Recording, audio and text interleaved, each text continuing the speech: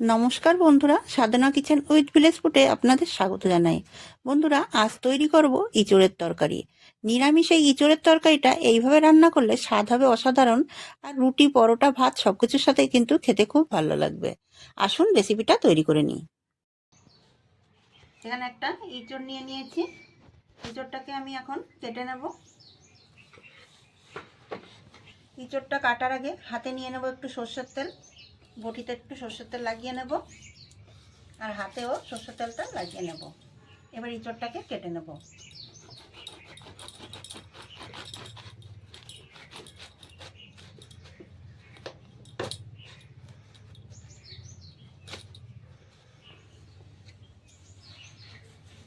এঁচড়ের যে পেছনের কাঁটাগুলো আছে সেগুলোকে একটু বেশি করে ধরে কাটতে হবে।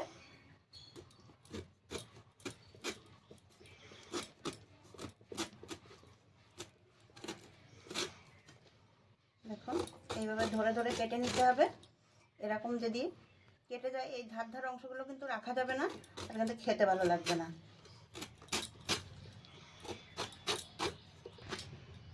এরকম ছোট করে নিতে হবে, নিয়ে একটু এইভাবে বুকের দিকটা ফেলে দিতে হবে। দিয়ে আমি একটু বড় বড় করে কেটে নেবো, আপনারা চাইলে ছোট করেও কেটে নিতে পারেন। এইভাবে কেটে জলের মধ্যে দিয়ে দিতে হবে।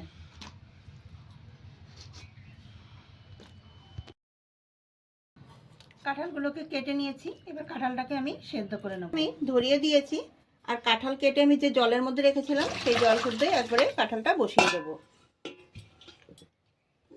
সেদ্ধ করার সময় দিয়ে দেবো অল্প করে একটু লবণ, দিয়ে দেব হলুদ,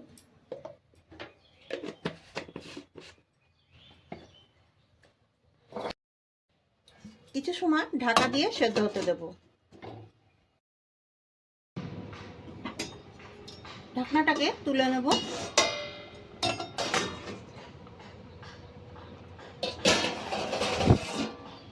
দেখুন, কাঁঠালটা খুব সুন্দরভাবে সেদ্ধ হয়ে গেছে।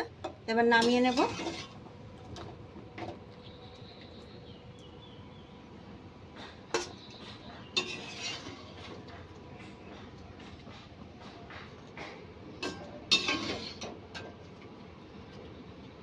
কাঁঠালটাকে একটু ভালো করে জল দিয়ে ধুয়ে নিতে হবে।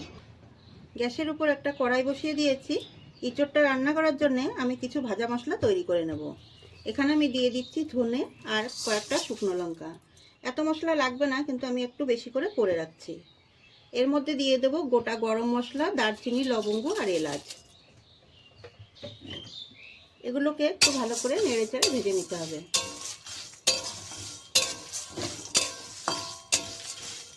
মশলাটাকে এমনভাবে ভাজতে হবে যাতে মশলাটা পুড়ে না যায়। এর মধ্যে আমি দিয়ে দেব কিছু জিরে। দিয়ে দেব জিরে, এখানে 4 থেকে 5 চামচ আমি জিরে দিয়ে দিয়েছি। এর ভেতরে আমি দিয়ে দেব কয়েকটা তেজপাতা। তেজপাতাগুলোকে একটুখানি টুকরো করে দিয়ে দিতে হবে যাতে তাড়াতাড়ি ভাজাটা হয়ে যায়। আপনারা চাইলে আগে থেকেই তেজপাতাটা দিয়ে দেবেন। হালকা আঁচে ভেজে নিতে হবে, গ্যাসের আঁচটা কিন্তু বাড়ানো যাবে না। একদম গ্যাসের আঁচটা কমিয়ে এটাকে ভেজে নিতে হবে। দেখুন, হালকা আঁচে কিন্তু আমি মশলাটাকে ভেজে নিয়েছি। এবার মশলাটাকে উঠিয়ে নেব।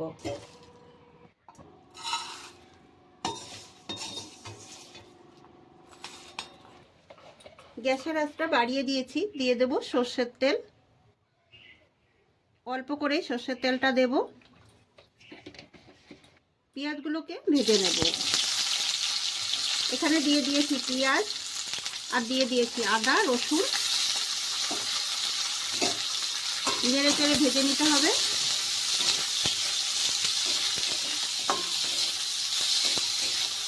কিছুটা ভাজা হয়ে গেছে, এর মধ্যে দিয়ে দেবো দুটো টুকরো করা টমেটো।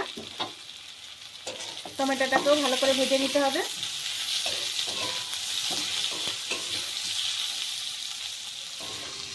পেঁয়াজ, রসুন, টমেটো আর আদাটা খুব সুন্দরভাবে ভাজা হয়ে গেছে। এবার এগুলোকে উঠিয়ে নেব।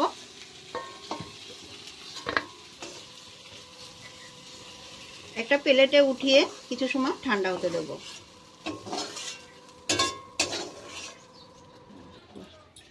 সেই একই কড়াইয়ের মধ্যে আমি দিয়ে দেব সর্ষের তেল। তেলটাকে ভালো করে গরম হতে দিতে হবে। তেলটা ভালো করে গরম হয়ে গেছে, এবার আমি দিয়ে দেবো আলু। আলুগুলোকে লাল লাল করে ভেজে নেব।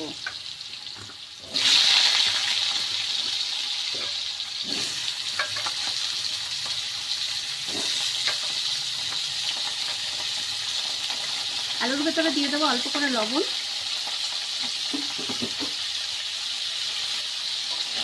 আলুটাকে লাল লাল করে ভেজে নিতে হবে। আলুটা যত সময় ভাজা হচ্ছে তত সময় আমি একটা মশলা তৈরি করে নেব। আমি একটা মিক্সার গ্রাইন্ডার নিয়ে নিয়েছি। যে ভাজা মশলাটা করে রেখেছিলাম সেগুলো এর মধ্যে দিয়ে আমি ভালো করে মিহি করে গুঁড়ো করে নিয়ে আসবো। এবার তুলে নেব। দেখুন মশলাটা আমার রেডি হয়ে গেছে। এই মশলাটা কিন্তু আপনারা সব কিছুর সাথে ব্যবহার করতে পারবেন। নিরামিষ আলুর দম, ফুলকপি আলুর তরকারি, এই মশলাটা যদি ঘরে তৈরি করে রাখেন নিরামিষ কিংবা আমিষ সব কিছুর সাথে কিন্তু ব্যবহার করতে পারবেন। এবার মশলাটা একটা কোটোর মধ্যে তুলে নেব আমি। এই একটা মশলা যদি ঘরে তৈরি করা থাকে আর কোনো মশলা কিন্তু দরকার হবে না। এত সুন্দর এই মশলাটা, খেতে যেরকম সুন্দর আর গন্ধটা একদম চারিদিকে ছড়িয়ে যাবে।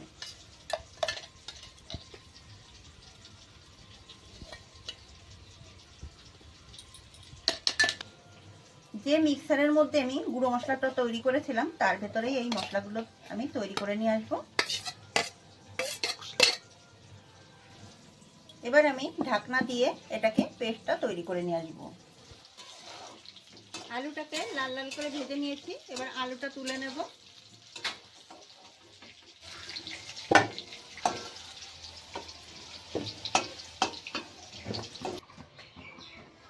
যে তেলের মধ্যে আলুটা ভেজে রেখেছিলাম তার মধ্যে দিয়ে দেবো তেজপাতা ফোড়ন, দিয়ে দেবো জিরে ফোড়ন,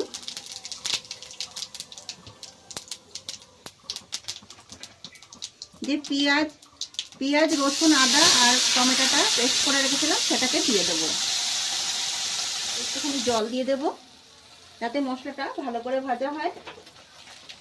এর ভেতরে আমি দিয়ে দেবো 2 চামচ লঙ্কা গুঁড়ো,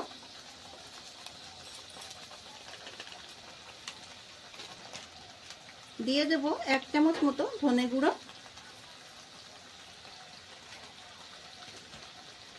দিয়ে দেবো অল্প করে একটুখানি মিট মশলা। ভালো করে মশলাটাকে কষিয়ে নিতে হবে।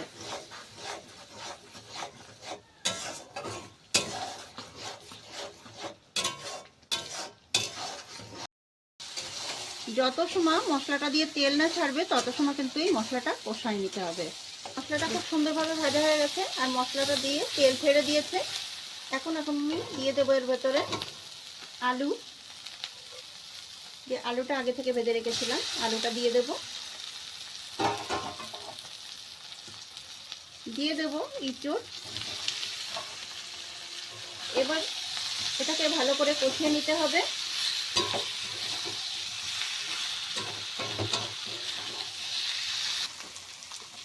এবার দিয়ে দেব লবণ,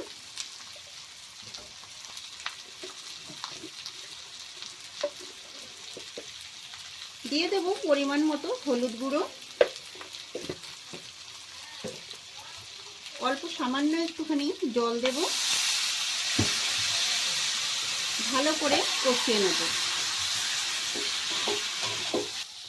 এই নিরামিষ ইঁচড়টা একবার তৈরি করে খেয়ে দেখবেন, খেতে কিন্তু দারুণ হবে। আপনারা যারা পেঁয়াজ রসুন খান না তারা পেঁয়াজ রসুন দেবেন না। এখানে আপনারা কাজু বাদাম কিংবা এমনি নর্মাল চীনা বাদাম বাটা দিতে পারেন।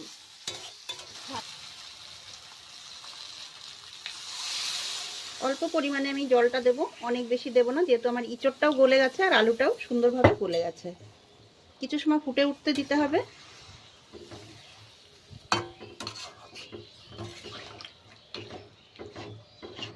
এর ভিতরে দিয়ে দেবো আমি স্বাদ মতো একটু চিনি। একটু চিনি দিলে খেতে কিন্তু ভালো লাগবে। ভালো করে একটু জাল হতে দিতে হবে, আলুটা যাতে একটু ভালো করে গলে যায়। গরম মশলাগুলো দেবো।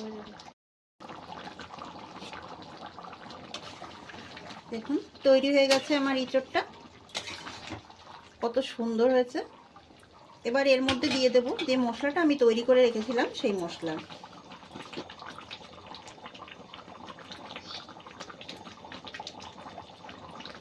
এই মশলাটা দিলে এর স্বাদ দ্বিগুণ বেড়ে যাবে। মশলাটা নামানোর আগে দিতে হবে। তৈরি হয়ে গেছে, এবার আমি নামিয়ে নেব।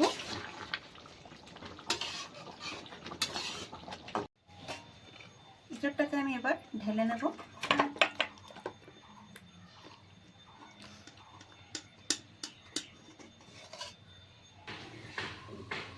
বন্ধুরা, এই মশলা দিয়ে আপনারা যদি রেসিপিটা তৈরি করেন তাহলে কিন্তু খেতে খুব ভালো লাগবে। এরকমভাবে ইঁচড়ের তরকারি একবার রান্না করে খেয়ে দেখুন, খেতে এত ভালো হবে যে মাছ মাংস স্বাদকে কিন্তু হার মানিয়ে দেবে। আর আমি যে মশলাটা তৈরি করেছিলাম, এই মশলাটা আপনারা কিন্তু বিভিন্ন তরকারিতে দিতে পারেন।